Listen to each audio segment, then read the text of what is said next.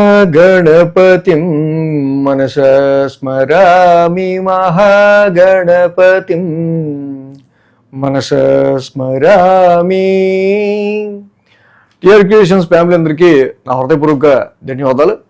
So అలాగే 12వ తారీఖు నుంచి 18వ తారీఖు వరకు కూడా ద్వాదశ రాశుల వారికి సంబంధించి రాశి ఫలాలు ఏ విధంగా ఉండబోతుంది అనేది చూద్దాం.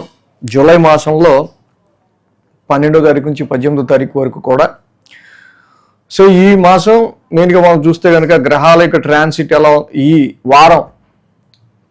వారంలో గ్రహాల ట్రాన్సిట్ ఎలా ఉందో చూస్తే కనుక ఇక్కడ కుజుడు వృషభ రాశిలో సంచారంలో ఉన్నారు.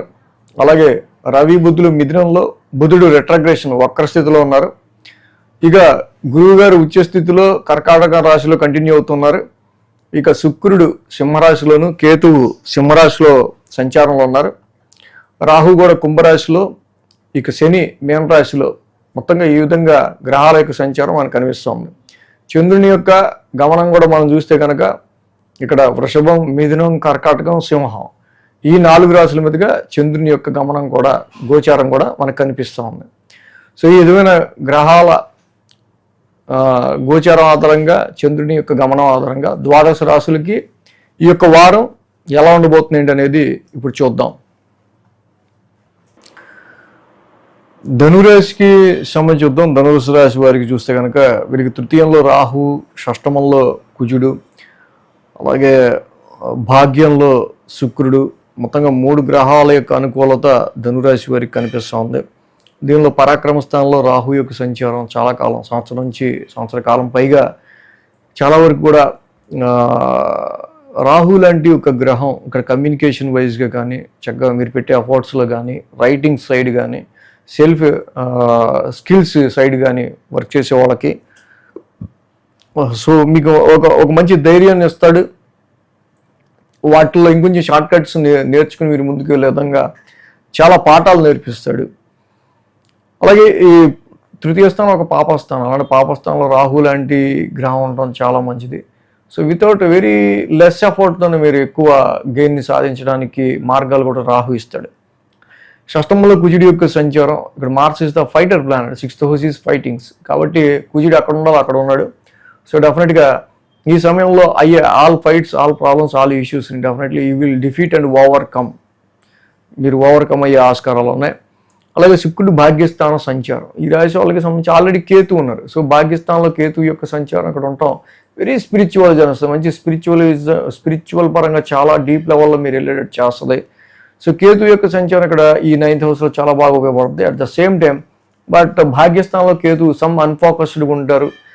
Some times father and foreign related issues, higher education సంబంధించి కొన్ని ఇబ్బందులు క్రియేట్ చేసే ఆస్కారాలు ఉంటాయి. సో కాబట్టి ఇలాంటి సమయంలో కేతువుకి అక్కడ శుక్రుడు కూడా కలిసి ఉండడం, భాగ్యస్థానంలో కొన్ని శుభకార్యాలు మీరు అటెండ్ అవ్వటం కావచ్చు, కొన్ని పిలుపులు కావచ్చు, ఇలాంటివి ఉండే ఆస్కారాలు చాలా వరకు కూడా శుక్రుడికి మనకి ఇక్కడ కనిపిస్తున్నాయి. శుక్రుడు రీత్యా 6, 7, 8, 9 స్థానాల మీదుగా చంద్రుని యొక్క సంచారం ఉంది. ఇక్కడ డెఫినెట్గా ఆది, సోమ, మంగళ 3 రోజులు కూడా ఈ రాశి వాళ్ళకి చాలా అనుకూలమైన ఫలితాలు మనకు కనిపిస్తూ ఉన్నాయి. ఇప్పుడైతే 6th హౌస్ నుంచి చంద్రుని యొక్క సంచారం ఉందో తప్పకుండా ఈ రాశి వాళ్ళకి సంబంధించి